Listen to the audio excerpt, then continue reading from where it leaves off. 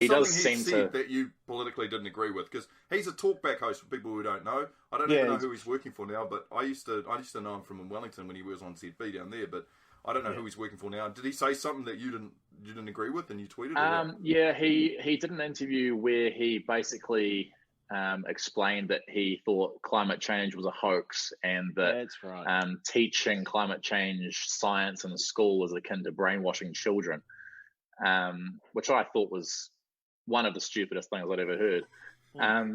So then I sort of tweeted it. James Shaw, I think, the Greens politician that was on the interview, saying, congratulations for keeping your cool, in such trying circumstances.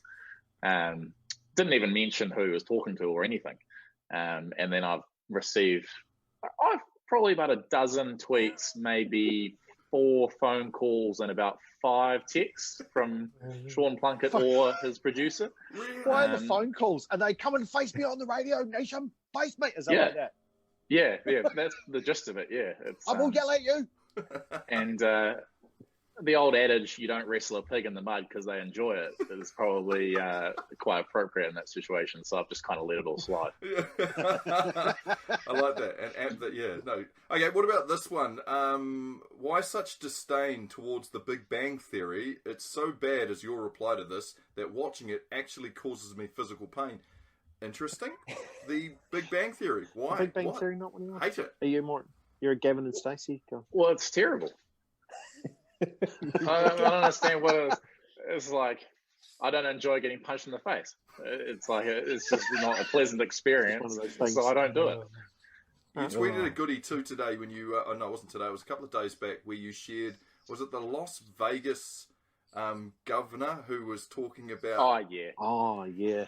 Can anyone explain that video better? Because I watched it and I was in laughter, but I'd only seen it because you had retweeted it, or you retweeted it, and I thought to myself, that is hilarious. So what was she doing? She was saying she was... She's the mayor. She's the mayor of the top half of Las Vegas. Yeah. So she, I can't remember who the interviewer was, but she'd basically said that she thought lockdown was not helpful, and that she wanted Las Vegas to basically sort of act as normal and sort of see what would happen with no lockdown and no curfews, etc. And the interviewer said, so you want to offer Las Vegas as a control? She said, no, don't put words in my mouth.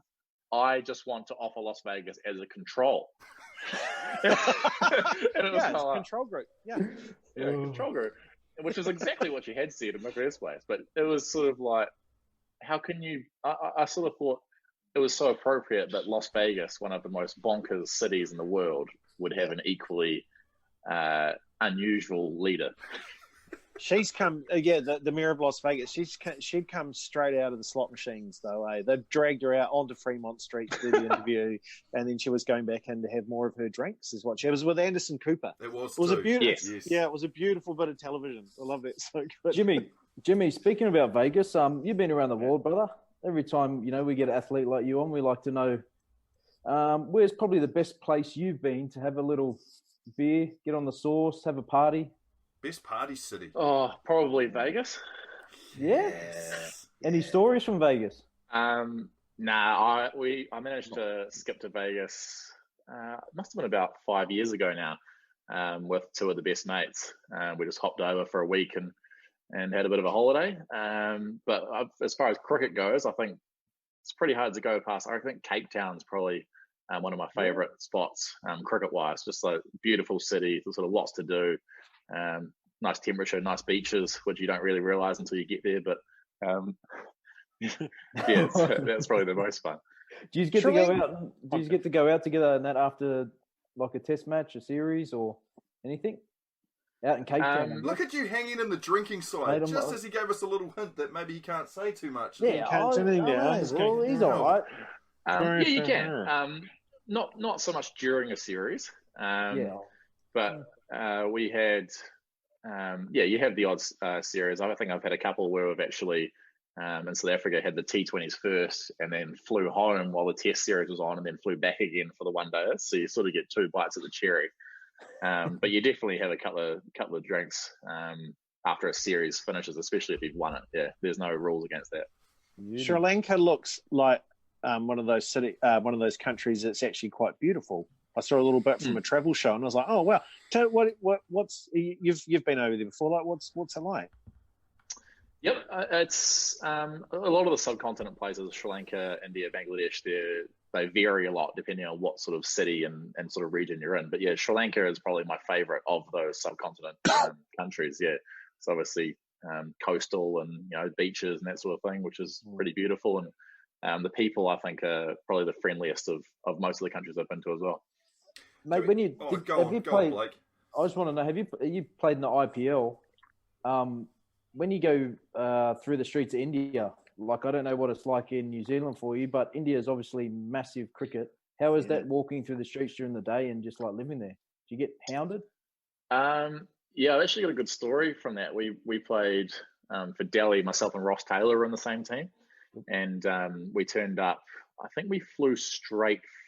It must have been straight from our season in New Zealand, and turned up. And we were there sort of 3 or 4 days earlier than most of the other people were turning up. So we were there by ourselves. And I just suggested, should we head down to the mall, do a bit of shopping, kill some time. And he sort of looked at me. He's like, yeah, all right. Yeah, we'll see how we go. And we walked down, no problem. Went to some coffee joint and ordered a couple of flat whites. And we were sitting opposite each other. And he looked over my shoulder and he goes, I think we're in trouble. And I looked over my shoulder and there were these two Indian sort of shop attendants in one of the stores sort of on their phone going, like pointing and blah, blah. And Ross goes, yeah, I think we need to finish these coffees and get out of here pretty quickly. And I was like, don't worry about it, mate. It's just like 3 people. Who cares? Like the mall was empty. And he's like, all right. And so we finish our coffees in 10 minutes, go to walk out of the cafe. And there are literally, I think, about 300 people like outside the cafe, just like staring, like phones out, taking photos. And I sort of opened the door and I was like, oh, that's not good. So they closed the door again. And we had to get the barista behind the counter to call like the mall security and get them to come down and like literally make like a human tunnel. And we like had to run out through this tunnel and into this taxi and just like drive off. And we got to the hotel and I was like, didn't realize that was a real thing, but that actually happened. But yeah, Ross Taylor's quite big in India. Man. That's awesome though. That's happened to you. That's so cool. Yeah. It was literally like you see those like mob films. We jumped in the back seat. We're like, drive. It's a car like he pulls out of the parking lot. Would you ever be like that if you saw anybody in the world? Is there anybody in the world where you would go, oh shit, they're drinking a coffee? Yeah, let's just stand here and wait outside and see when they come out and I'll grab a photo. Okay. Anyone in the world for you? Nah. It's kind of like seeing them is enough for me. Like you sort of go, oh, that's cool. I remember actually that same trip in Vegas. We're walking through one of the casinos and a sort of big guy in a suit kind of bumped me. And I sort of went like that and looked back to my left and there were 4 of them in formation walking and Paul McCartney was in the middle walking with all of them through the casino. And I was like, oh, dang, Paul McCartney, he's tiny. He's like 5'8" or something. And I was like, oh, cool, awesome. But I didn't like think I'll chase after him and try and get like my forehead signed or something. I was just like, oh, yeah, awesome. I saw Paul McCartney. I'll be able to say that on a podcast in 10 years. I believe that though. I believe that there isn't probably anyone who you would line up or take your phone out to get a photo with. That's a cool story. LeBron would be the closest, I reckon. Yeah, LeBron. Yeah, the closest, I reckon. Yeah. Or Shaq. Yeah. Big Shaq Daddy walking in. Shaq would be great. But that's that's a cool feeling to have that happen to you or to Roscoe. It would have been with both of you. They would have known who you were too. But that's a pretty cool feeling to be able to know. I thought it was Steve Smith. They thought it was Steve Smith. Steve Smith is very tall. Speaking of which, I got I also liked your final. A retweet that you had done where TMZ had taken a photo and written up Blake Griffin airballs and bricks shots in pickup game with kids. Quarantine rust? ? And then Blake Griffin had retweeted and written above it, alternate headline, grown man hides in bush to secretly record a dad and his kids at the park. Which you quite appreciated that quirkiness and that thing. But that's have you ever found yourself in that situation where you've actually turned around you're and getting papped? You're being papped?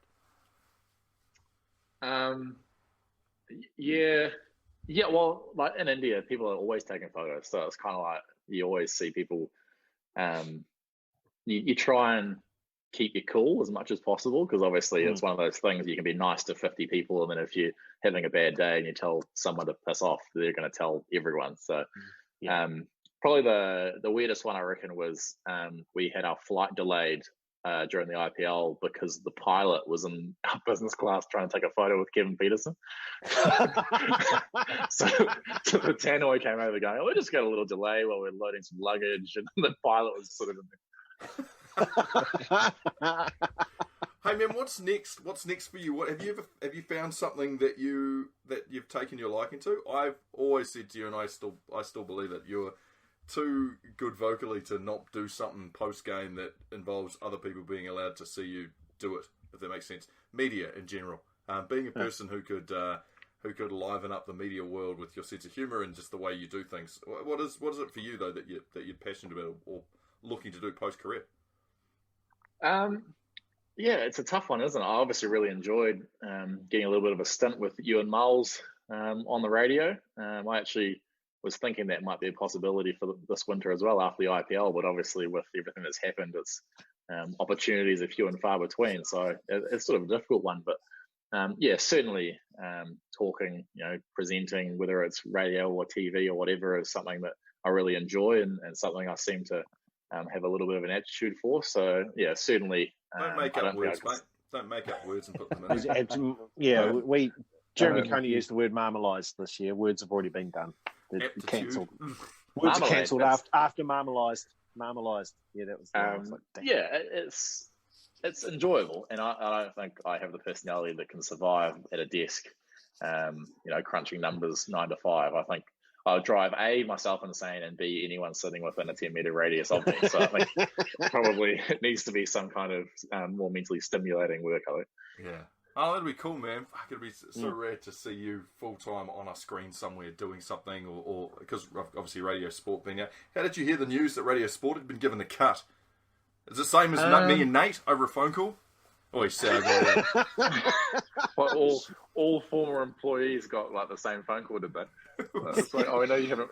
It was the greatest. Since 2015. You would love it. Like Nate and I were on leave. We were on leave, and we got a message, and it just said, "Hey, you need to dial into the Zoom call. Yeah, you need to dial into the Zoom meeting at 12 o'clock." What's a Zoom call? Yeah, dialed in, and CEO's there, and he's like, "Yep, we've decided to cut Radio Sport completely." See you, motherfuckers. Sorry, guys, it's 4 days. It's just too deep into the savings. 2 days. 4 days of lockdown. You've got to go. We're not getting any return. No, we're not getting any return. Can anyone write stuff articles? Yeah. Well, that was the thing. Good. There, yeah. Anyway, can anyone write? I put my hand straight down. And the rest. Does anyone have a good grasp of grammar? No, it was I think everyone was trying to steal as much stuff as they could when they were leaving. I asked for a radio station, didn't get one. So there you go. And that's why. Is the shooting machine still there? Nah, they took it. Burger King took it. Burger King took it a while back. Burger King machine's gone. Wow. Blake, this is something that we always give you shit about, but talking of competitive spirit and being a person who's really locked in, I've never seen it more intense than with Jimmy Neesham in the studio with this basketball shooting machine. Well, it's like the ones in the Spaces where the basketballs come Burger down. King ones. Yeah, I've seen them, yeah. Get as many in as possible. Jimmy was an animal. Any chance he got, he was on it, and he was trying to set the highest score. And I remember the face on Jimmy when I jumped up there and fucking cheated and reset the machine, and Jimmy lost his shit. Jimmy was like, "You didn't. Who stole my ring? That's not funny. You didn't cheat. You just erased all my hard work." Well, cheating, erased. I mean, well, it wasn't. To be fair, I mean, you had set a high score that no one else could get close to, and it was pretty shit. So I reset it. In an act of petulance. It was petulant. You literally ruined it for everyone because you couldn't get what you wanted. something that sounds about that's my personality, and Jimmy's is a really competitive guy. So yeah. All right. Well, that's us for the night. Jimmy, thank you so much. Thank you. I got one thing to show you, Mark. Yes. Because of the basketball stuff that's going on, I got this a while ago. Because of I Jordan. love these. Where's he going? Look at that. Oh, holy shit! Where did you get that from? I got it from the NBA store in New York when I was there on holiday. Go back again. So that's Oh, whoa. And signed? Yeah. The last shot.